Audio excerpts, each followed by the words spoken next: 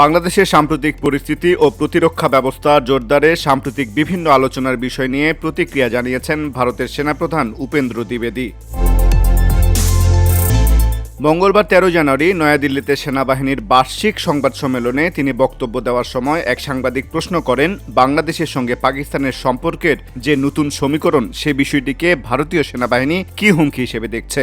জবাবে ভারতীয় সেনাপ্রধান বলেন, বাংলাদেশে বর্তমানে কি ধরনের সরকার দায়িত্বে রয়েছে এবং সেই সরকার স্বল্পমেয়াদী না দীর্ঘমেয়াদী সিদ্ধান্ত নিচ্ছে এই বিষয়টি আগে পরিষ্কারভাবে বোঝা জরুরি।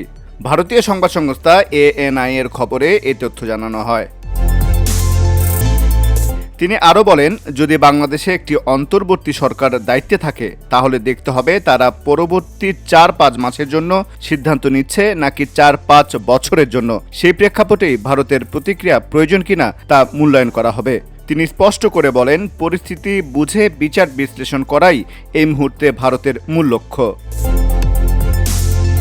জেনারেল উপেন্দ্র দ্বিবেদী আরও জানান, বর্তমানে ভারতের স্থল, নৌ ও বিমান ৩ বাহিনীর সঙ্গে বাংলাদেশের যোগাযোগ চ্যানেল পুরোপুরি খোলা রয়েছে।